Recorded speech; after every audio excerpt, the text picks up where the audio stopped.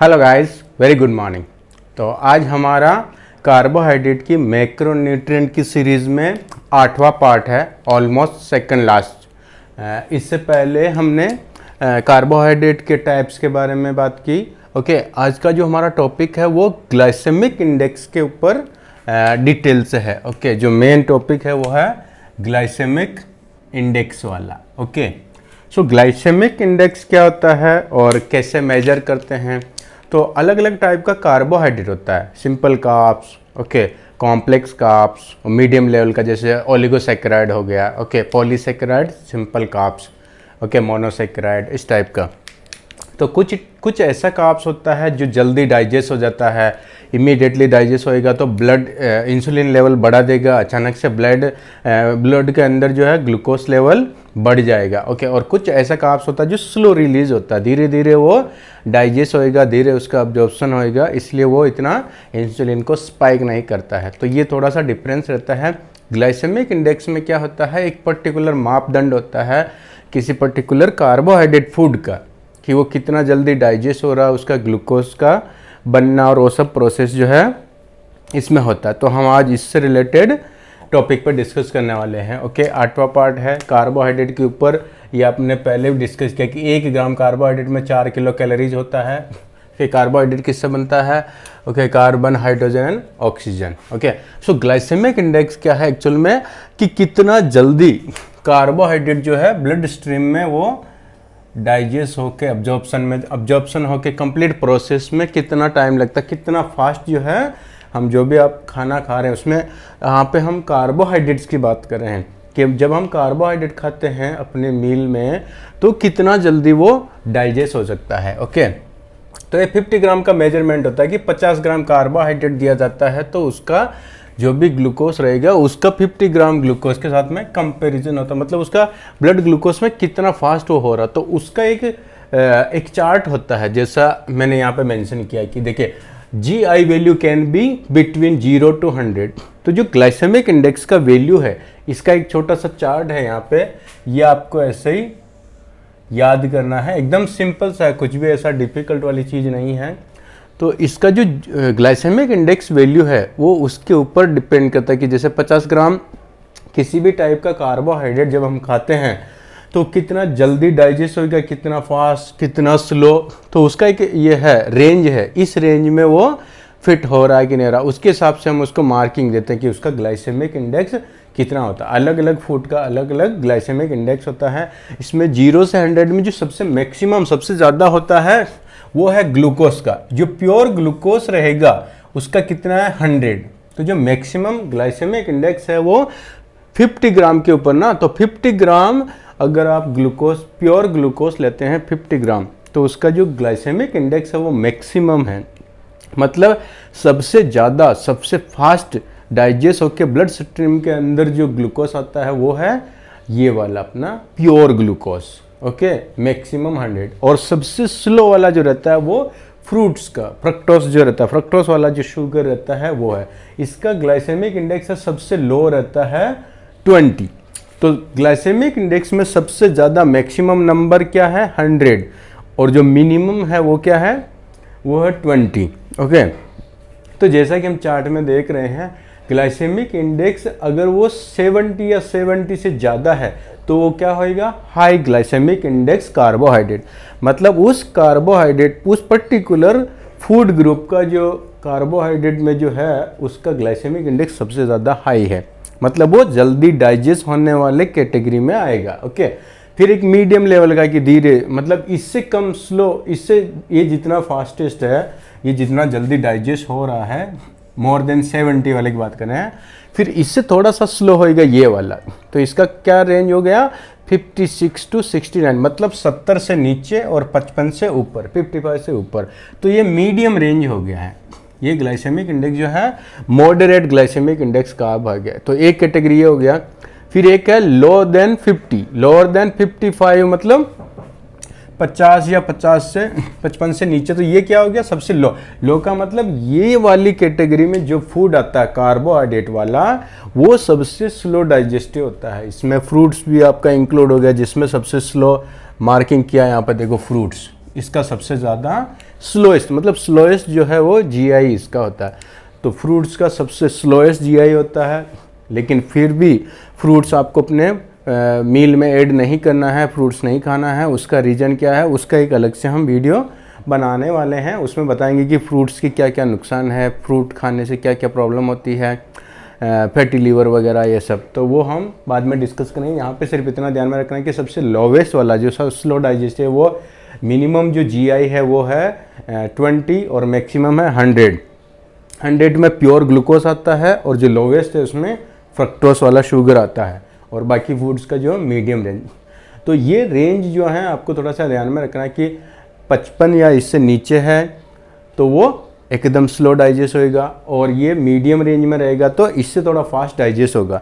और ये अगर 70 से ऊपर उसका ग्लाइसेमिक इंडेक्स आ रहा है, इसका मतलब वो सबसे जल्दी फास्ट होने वाला है, यानी ब्लड ग्लूकोज लेवल सबसे ज़्यादा स्पाइक इस फूड ग्रुप में होएगा जिसका ग्लाइसेमिक इंडेक्स सबसे ज़्यादा। इस तरह से ये कार्बोहाइड्रेट के डाइजेशन की प्रोसेस के ऊपर डिपेंड करता है, और उसको मेजर करने का एक तरीका है कि अगर आप कार्बोहाइड्रेट खा रहे हैं तो वैसे तो आप स्लो कार्बोहाइड्रेट रहेगा या फास्ट रहेगा, कॉम्प्लेक्स रहेगा, सिंपल रहेगा, हाई जीआई वाला रहेगा या लो रहेगा, अल्टीमेटली वो डाइजेस्ट होकर बॉडी में शुगर जा रहा है जो प्रॉब्लम क्रिएट करता है। लेकिन ये एक मेजरमेंट है बेसिक कि आप ऐसा कार्ब्स ले रहे हैं जिसका जीआई ज़्यादा है, तो क्या होएगा, वो बॉडी में ब्लड ग्लूकोज को बढ़ा देगा, अचानक से इंसुलिन को स्पाइक कर देगा, तो क्या होएगा, ज़्यादा पुट ऑन होएगा वेट।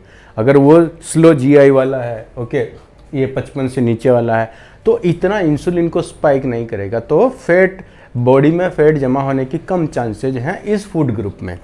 तो जब भी हम कार्बोहाइड्रेट अपने फूड में ऐड करते हैं तो इतना सा अगर हमको ध्यान में रहेगा कि इसका जीआई ज़्यादा तो नहीं है, तो हम इसके कंपैरिजन में थोड़ा कम वेट पुट ऑन करेंगे। मतलब एक तरह से आप ये फिल्टर कर सकते हैं कि कौन सा कार्ब्स अच्छा है, कौन सा उससे ज़्यादा ख़राब है। ओके, इस तरह से एक कैटेगरी बनता है इसका। ओके, ये हो गया अपना ग्लाइसेमिक इंडेक्स के बारे में। अभी यहाँ पे देखते हैं, देखो कौन कौन से फैक्टर्स हैं जो ग्लाइसेमिक इंडेक्स को मतलब अफेक्ट करते हैं। मतलब ऐसी कौन सी चीज़ें हैं जो ग्लाइसेमिक इंडेक्स को चेंज कर सकती है, उसमें कुछ वेरिएबल हो सकता है। तो यहाँ पे हम देखेंगे कंपोनेंट्स ऑफ फूड, मतलब जो भी फूड हमने जो अपने मील में जो भी चीज़ें ऐड की है कार्बोहाइड्रेट के अंदर, जितनी वेराइटीज, उसमें डिपेंड करता है कि फाइबर कितना है, प्रोटीन कितना है, फैट कितना है। क्योंकि फाइबर, प्रोटीन और फैट जो है स्लो डाइजेस्टिव, मतलब इतना जल्दी फास्ट डाइजेस्ट नहीं होता है।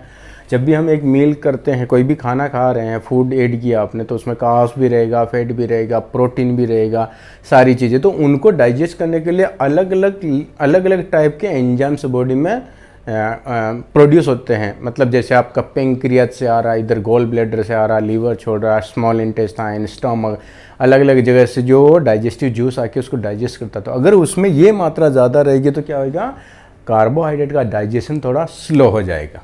ओके, तो फूड कंपोनेंट भी ये भी मैटर करता है कि आपने कार्ब्स खा रहे हैं, लेकिन कार्ब्स के साथ में अगर आपका प्रोटीन, फैट और फाइबर ज़्यादा है तो धीरे डाइजेस्ट होएगा, तो उसका ग्लाइसेमिक इंडेक्स के प्रभाव पड़ेगा। ग्लाइसेमिक इंडेक्स को वो स्लो कर देगा, मतलब स्लो ग्लाइसेमिक इंडेक्स में वो आ जाएगा। ओके, फिर है फॉर्म ऑफ फूड, मतलब किस फॉर्म में है फूड।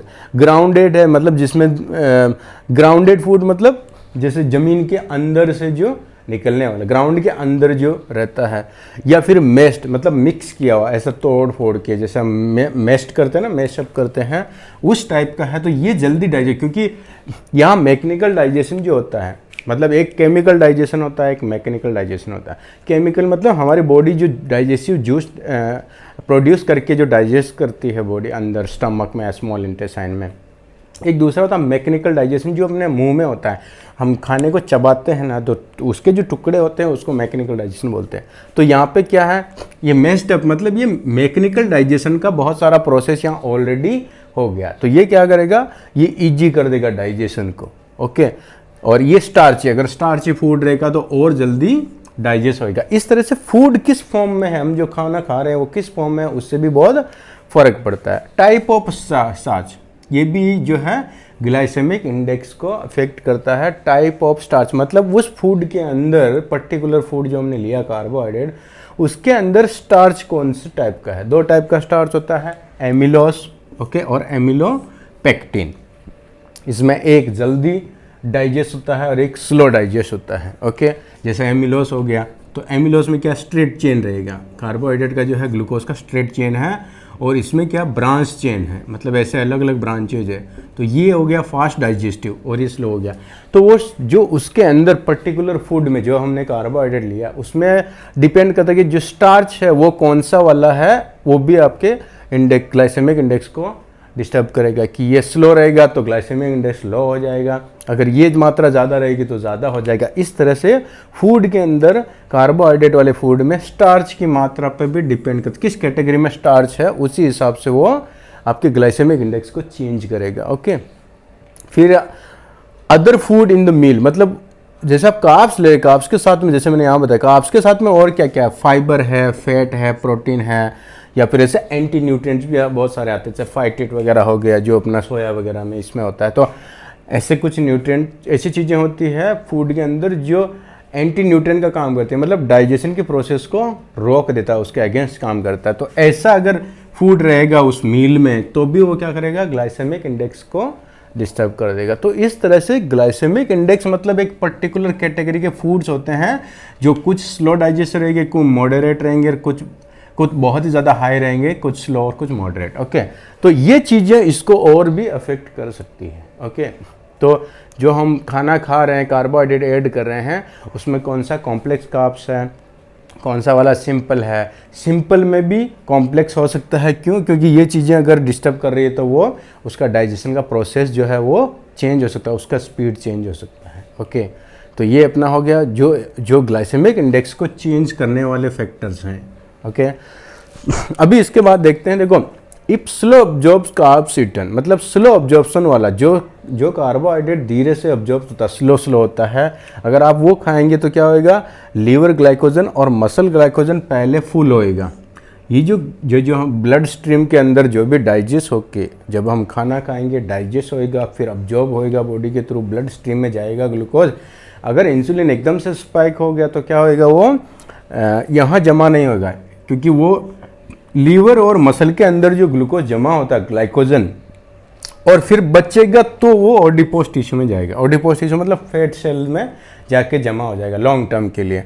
लेकिन अगर एकदम से आया है, फास्ट ऑब्जॉर्ब वाला आया है, तो क्या करेगा, ये बाउंस हो जाएगा और डायरेक्ट ऑडिपोस में चला जाएगा। लेकिन अगर वो स्लो ऑब्जॉर्प्शन वाला कार्ब्स है तो क्या करेगा, पहले लीवर ग्लाइकोजन ये फुल होएगा, फिर सेकंड ये फुल होएगा मसल, और फिर बचेगा तो इधर जाएगा।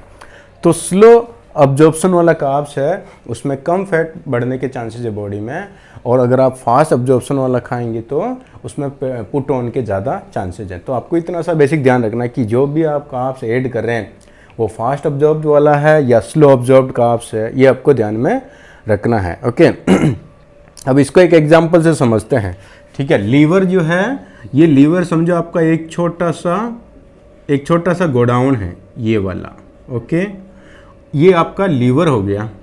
ओके, और यहाँ पे इससे बड़ा थोड़ा और गोडाउन, मतलब यहाँ पे समझो मैं 2 गोडाउन कर देता हूँ। ओके, ये हो गया आपका मसल, और एक यहाँ पे तीसरा पूरा का पूरा, ये समझो 1 हेक्टर में, यानी अनलिमिटेड गोडाउन, लेकिन इतना बड़ा गोडाउन है जिसकी कोई लिमिट ही नहीं है। ओके, अब देखिए एग्जाम्पल से समझते हैं इसको। एक छोटा गोडाउन है, एक बड़ा गोडाउन है, और एक सबसे बड़ा जो अनलिमिटेड, मतलब अगर समझो यहाँ पे कोई भी माल का ट्रक आ रहा है, समझो अगर यहाँ पे एक ये संभालने वाला मैनेजर है। ओके, ये बंदा यहाँ पे है, गेट पे वॉचमैन है, इसका काम क्या है, जितने भी ट्रक्स आएंगे माल से भरे हुए उसको यहाँ एडजस्ट करना है, यहाँ गोडाउन में रखना है।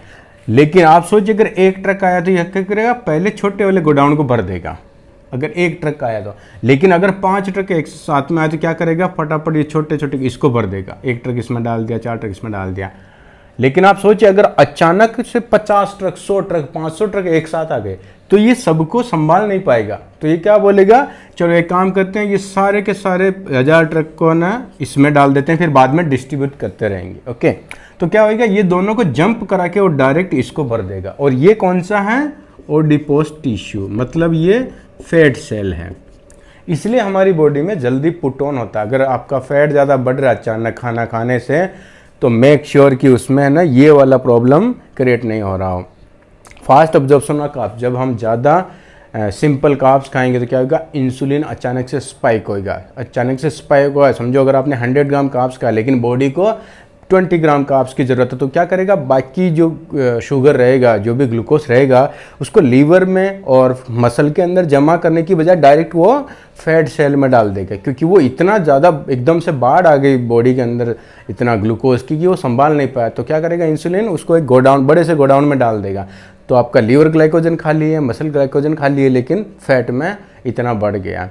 लेकिन वो स्लो कार्ब्स रहेगा, अगर स्लो ऑब्जॉर्प्शन वाला रहेगा तो क्या होगा, आहिस्ते आहिस्ते बॉडी के अंदर ब्लड स्ट्रीम में स्लोली जा रहा है, ब्लड स्ट्रीम में ग्लूकोज, तो क्या होगा, लीवर ग्लाइकोजन भी फुल हो जाएगा, फिर मसल ग्लाइकोजन भी फिल हो जाएगा, पूरा रिफिलिंग चालू रहेगा, फिर लास्ट में बचेगा तो वो ऑडिपोस में जाएगा। ओके, इसको एक और एग्जांपल से यहाँ समझते हैं। सबसे बेस्ट जो मैंने डायग्राम बनाया है, ये देखिए आप, फास्ट ऑब्जॉर्ब कार्बोहाइड्रेट ईटन, मतलब फास्ट ऑब्जॉर्प्शन वाला कार्ब, सिंपल कार्ब्स अगर आपने खाया है तो क्या होएगा, blood glucose rises very high, blood glucose का लेवल बढ़ा देगा, इंसुलिन का लेवल बढ़ा देगा यहाँ पे। ओके, आपने ज़्यादा फास्ट ऑब्जॉर्प्शन वाला कार्बोहाइड्रेट खाया तो क्या हो रहा है, ये सीधा ब्लड ग्लूकोज लेवल बढ़ा दिया अचानक से, क्योंकि ज़्यादा अगर आपने सिंपल कार्ब्स खाया, फास्ट ऑब्जॉर्प्शन वाला खाया तो क्या होएगा, जल्दी डाइजेस्ट होएगा और जल्दी वो ऑब्जॉर्ब करेगा और वो ब्लड स्ट्रीम के अंदर बहुत ज़्यादा ग्लूकोज हो जाएगा। तो भी यहाँ क्या हो रहा है, greater rise in insulin to maintain normal blood glucose,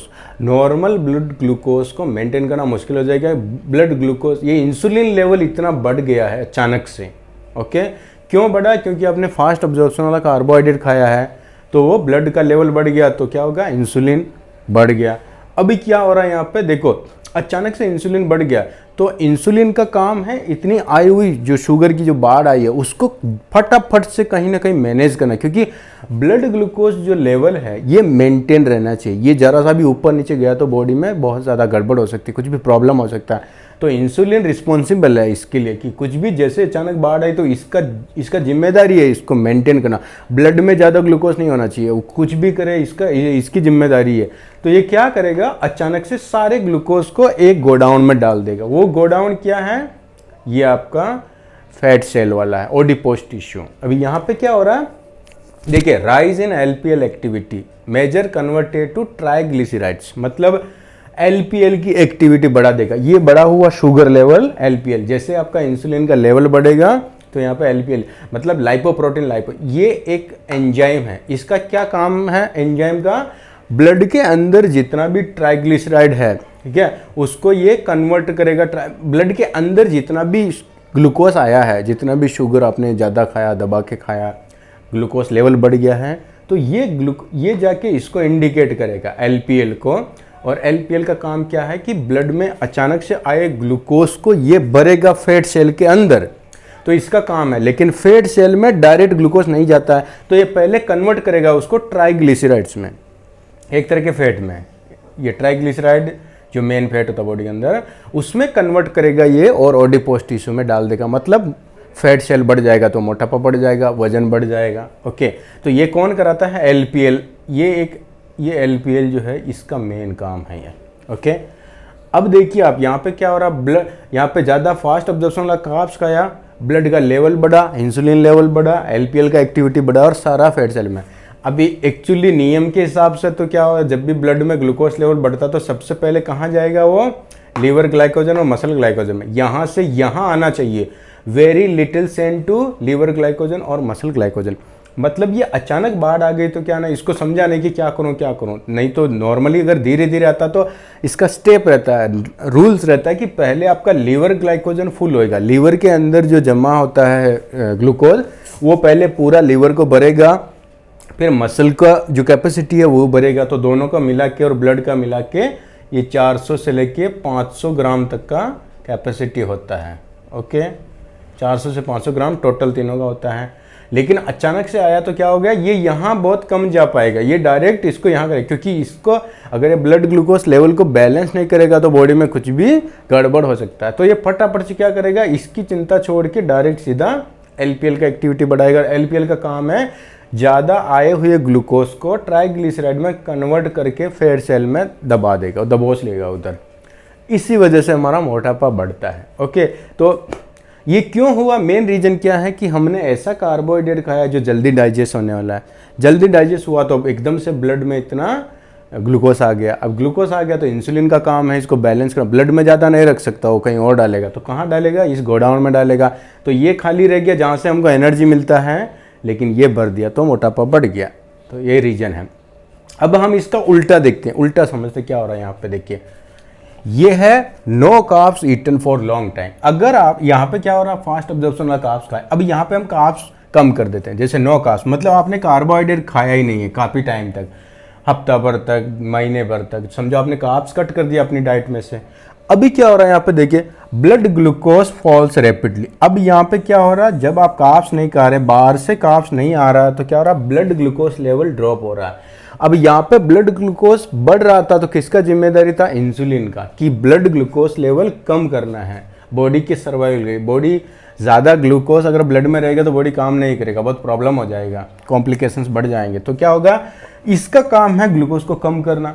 लेकिन अगर हमने कार्ब्स कट किया तो यहाँ ऑलरेडी कम हो गया, मतलब ज़रूरत से ज़्यादा कम हो गया। अब क्या हो रहा, इसका जो ऑपोजिट हार्मोन है वो कौन सा है, ग्लूकागोन।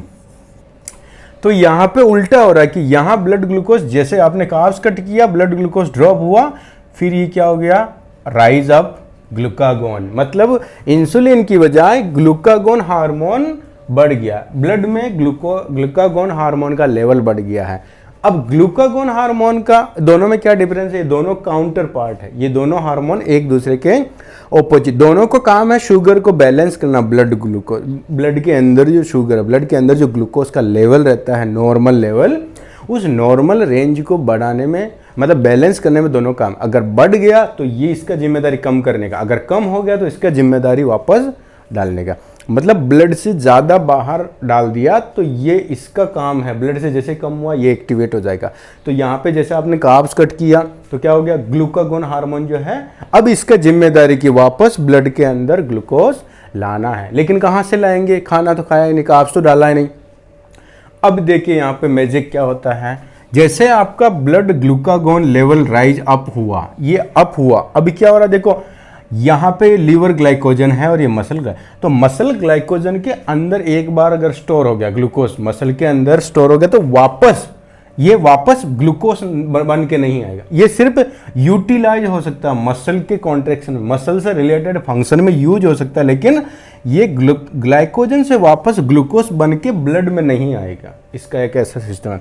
लेकिन लीवर जो है ना, लीवर को फादर ऑर्गन बोलते हैं, ये सारी चीज़ें मेंटेन करता है। लीवर के मोर देन 300 मतलब 300 से भी ज़्यादा काम है, इसलिए उसको फादर ऑर्गन बोलते हैं कि पूरी बॉडी की वो जिम्मेदारी संभालता है। इससे इतने सारे फंक्शंस होते हैं लीवर के। तो लीवर का क्या, अभी यहाँ पे क्या होएगा, जैसे ब्लड ग्लूकोज कम होएगा, ये हार्मोन जाके लीवर को बोलेगा कि लीवर यहाँ से थोड़ा मेरे को शुगर चाहिए ब्लड को बैलेंस करने के लिए ब्लड में। तो लीवर ग्लाइकोजन जो है वापस ग्लूकोज में कन्वर्ट होके कहाँ जाएगा, ब्लड स्ट्रीम में जाएगा।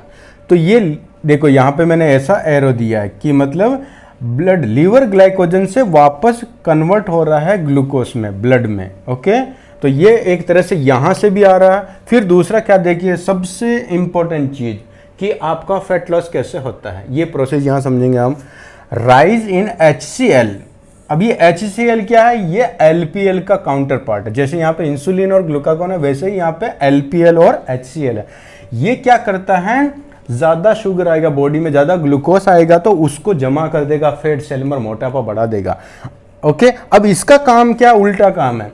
अगर बाहर से शुगर हमने नहीं डाला है और बॉडी में शुगर लेवल कम हो गया, तो ये जमा फैट को, हमारी बॉडी के अंदर जो मोटापे वाला जो जमा फैट है उसको तोड़ के वापस उसका ग्लूकोज बना के ब्लड में डाल देगा यूज करने के लिए। तो ये क्या कर रहा था, ये डिपॉजिट कर रहा था, और ये क्या कर रहा है, डिपॉजिट फैट को तोड़ तोड़ के वापस ब्लड में ला रहा, ताकि पूरी बॉडी में यूज होएगा और एनर्जी मिलेगा। ओके, तो ये हो गया अच्छा वाला हार्मोन, ये हो गया बुरा वाला हार्मोन, एक वे में। ओके, हम ऐसा समझते हैं कि इसका काम है LPL का फैट जमा करना, उसका काम है जमा फैट को वापस यूज करना। एकदम सिंपल है। ओके, तो यहाँ पे देखिए, जैसे आपका ब्लड ग्लूकोज लेवल कम होएगा। ये हार्मोन, ये जो ग्लूकागोन हार्मोन है, ये कहाँ कहाँ से जुगाड़ कर रहा है आप देखिए।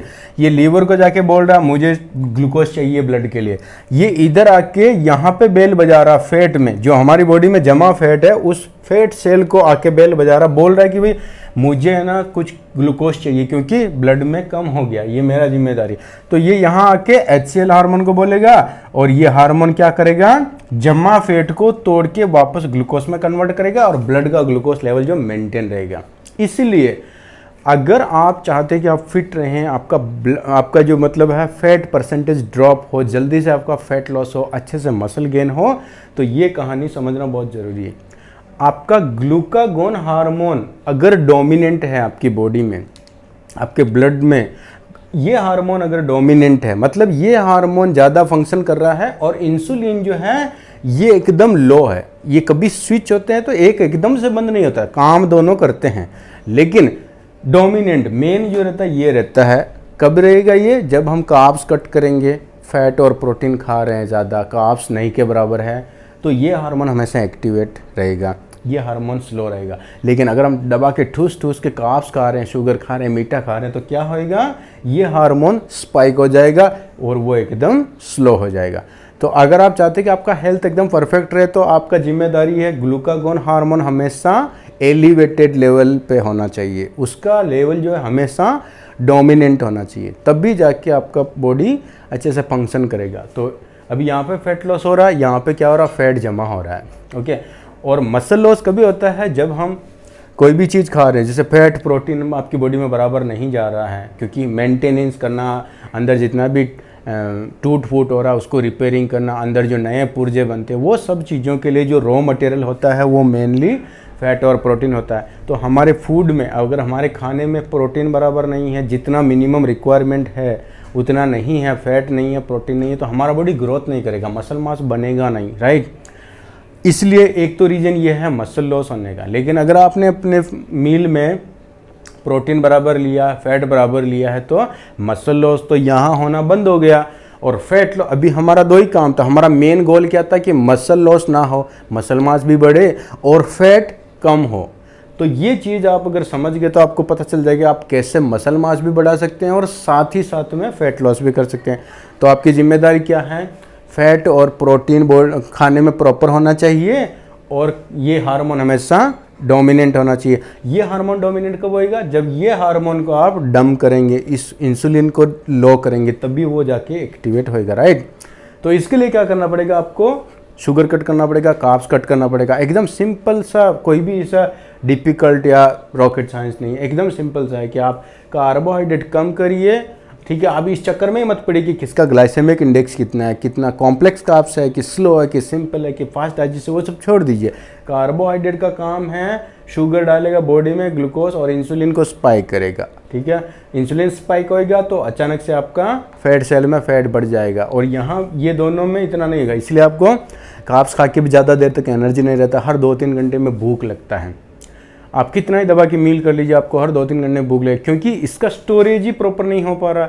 यहाँ पे फैट स्टोरेज में अनलिमिटेड फैट रहता है। अगर समझो मैं बिना कार्ब्स वाली डाइट में हूँ, 0 कार्ब्स या एकदम वेरी लो कार्ब्स वाली डाइट फॉलो कर रहा हूँ, सिर्फ फैट प्रोटीन खा रहा हूँ, कार्ब्स नहीं खा रहा हूँ, तो क्या हो रहा है यहाँ पे, फिर भी मैं 24 घंटे एनर्जेटिक हूँ, मेरी बॉडी को हमेशा एनर्जी मिल रहा है, मैं खाना नहीं खा रहा हूँ फिर भी मिल रहा है, कार्ब्स नहीं खा रहा हूँ फिर क्यों।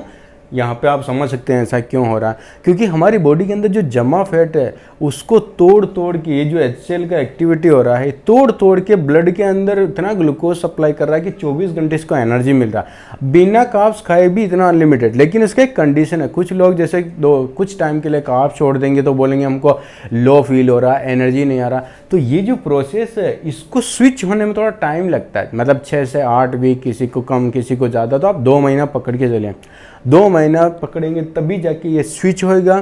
फिर आप 6 मंथ तक इसको खींचिए, कम से कम 6 महीना प्रॉपरली फॉलो करेंगे तब जाके ये पूरा लेवल, जैसे यहाँ पे जब कार्ब्स वाली डाइट पे हैं तो यहाँ पे कैसा एकदम हमेशा कार्ब्स खा रहे हैं आप तो हमेशा ब्लड ग्लूकोज लेवल फुल रहेगा, रोज़ का हम 100, 200, 300 ग्राम कार्ब्स खा रहे हैं तो ब्लड में शुगर की कोई कमी नहीं है, तो हमको ऐसा रियलाइज ही नहीं हो रहा। लेकिन आप अचानक से ब्लड शुगर कम हो जाएगा, लेकिन उधर से जो ब्लड के अंदर जो वो ग्लूकोज बन के आने वाला है, इसका प्रोसेस थोड़ा स्लो है, इसको टाइम लगता है। जैसा ये भरा हुआ था वैसा इसको एक रिफिलिंग में थोड़ा टाइम लगता है। तो अगर आप 5 महीना 6 महीना देंगे तो यहाँ पे जो करेंसी होता है वो क्या होता है, मेनली कीटोन्स होता है। हमको कीटोन से एनर्जी, तो बॉडी के अंदर जो एनर्जी का जो करेंसी रहता है मेनली यहाँ पे ग्लूकोज रहेगा या फिर कीटोन्स रहेगा। ग्लूकोज कब रहेगा, जब हम कार्ब्स वाली डाइट पे हैं। अगर आपने कार्ब्स कट कर दिया तो क्या होगा, बॉडी अंदर से कीटोन्स बनाएगा, मतलब एक तरह अलग तरह का एनर्जी करेंसी रहेगा। वो कीटोन्स बनाएगा तो उस कीटोन्स को बन के हमारे ब्लड में एक बैलेंस करने में पूरे एक साइकिल घूमता है पूरा, वो साइकिल कि इतने लेवल पे आपका कीटोन, जैसे यहाँ पे कैसा ग्लूकोज इतने लेवल पे रहना ही चाहिए, वैसा कीटोन्स भी उस लेवल पे आए, उसके लिए थोड़ा टाइम लगता है स्विच होने, जिसको हम बोलते हैं ना कीटो फ्लो वगैरह। जैसे आप नया नया डाइट चालू करते हैं तो कुछ लोग क्या करते हैं, एक हफ्ता भी प्रॉपर नहीं करेंगे, बोलेंगे मुझे तो मेरा बाल जल रहा है, मेरे को वीकनेस फील हो रहा है, कॉन्स्टिपेशन ये सब हो रहा है। तो ये बेसिक सिम्टम्स है, वो स्विच होने की वजह से ऐसा फील होता है, लेकिन इसको थोड़ा टाइम देंगे तो एकदम प्रॉपर हो जाएगा। और 6 महीना अगर आपने एकदम डिवोशनल, मतलब बोलते हैं ना कि डिवोशन के साथ में अगर आपने ये फॉलो किया ये वाला, ओके, तो फिर उसके बाद में आप देखेंगे कितना ड्रास्टिक चेंज आता है। आपका धड़ाधड़ से फैट लॉस होएगा, मसल मास बढ़ेगा, स्ट्रेंथ बढ़ेगा, मेंटल अलर्टनेस बढ़ेगा। उसका रीजन मैंने लास्ट इस लेक्चर में बताया कि हमारा जो ब्रेन का जो वो रहता है, ब्लड ब्रेन बैरियर जो रहता है, जो मतलब अंदर आपके मतलब सिस्टम से ब्रेन को जो एनर्जी के लिए जो पाथवे है वहाँ पे ग्लूकोज जो जा रहा है, तो ग्लूकोज कैसा है, वो आपका वाटर सोल्यूबल है। लेकिन यहाँ पे कीटोन्स जब बनता है तो कीटोन्स क्या है, वो फैट सोल्यूबल है, तो वो और इजीली पास हो जाते हैं वो उस बैरियर से, ब्रेन का जो है बैरियर, तो उसमें और ज़्यादा अलर्टनेस, क्योंकि ब्रेन को ज़्यादा एनर्जी सप्लाई हो रहा है इस लेवल पे, ये वाली डाइट में। तो अगर आप धीरे धीरे कार्ब्स कट करेंगे तो फिर आपको ये वाला जो है बेनिफिट मिलेगा। तो इट्स ऑल अबाउट कार्बोहाइड्रेट, ये पूरी कहानी है कार्बोहाइड्रेट की। तो आपको ये ग्लाइसेमिक इंडेक्स, ग्लाइसेमिक लोड जो है, इसके चक्कर में पड़ना नहीं, क्योंकि ये सारी चीज़ें मार्केटिंग की है। शुगर को मार्केट में बेचने के लिए, कार्बोहाइड्रेट से बने प्रोडक्ट को बेचने के लिए वो लोग इतना मिस इन्फॉर्मेशन मार्केट में फैला के रखे हैं कि सब लोग कन्फ्यूज है कि आप खाना चाहिए कि नहीं खाना चाहिए, कौन सा खाना चाहिए, कौन सा नहीं खाना चाहिए। ठीक है, तो सिंपल कहानी है, कार्ब्स कट करिए, फैट प्रोटीन बढ़ाइए, क्योंकि फैट प्रोटीन का बॉडी में कोई नुकसान नहीं है। हमारी बॉडी में हमारा पूरा बॉडी ही बना है फैट और प्रोटीन से, तो रॉ मटेरियल अगर वो जाएगा तो बॉडी अंदर से अच्छा रिपेयर करेगा, अच्छा परफॉर्म करेगा, अच्छा ग्रोथ होएगा। कार्ब्स शुगर है, ये सेल्यूलर लेवल पर पूरी बॉडी को डैमेज करता है, ओके, इसलिए आपको क्या करना है, कार्ब्स कट करना है, सिंपल सी बात है। अभी आगे वाले लेक्चर में हमारा जो लास्ट वाला पार्ट है उसमें हम ग्लाइसेमिक लोड के बारे में डिस्कस करेंगे कि ग्लाइसेमिक लोड क्या होता है। ग्लाइसेमिक इंडेक्स, समझो कोई भी फूड है तो एक फूड का ये 50 ग्राम का ये एवरेज दे रखा है, तो अगर आप समझो वही चीज़ इतनी मात्रा में खा रहे हैं तो टोटल लोड कितना होएगा कार्बोहाइड्रेट का, उससे रिलेटेड तो हम अगले लेक्चर में समझने की कोशिश करेंगे। तो आज का ये इतना ही ग्लाइसेमिक इंडेक्स से रिलेटेड, और ये इंपॉर्टेंट चीज़ ये आपको ये कहानी समझ कि इंसुलिन और ग्लूकागोन का प्रोसेस अगर आप समझ गए तो आप खुद से ही अपना डाइट प्लान बना के फैट लॉस कैसे करते हैं, कितना जल्दी फैट लॉस होएगा हेल्दी वे में, ये आप इससे कर सकते हैं। एकदम सिंपल है। ओके गाइज, तो आज के लिए इतना ही, कल मिलते हैं। Thank you so much.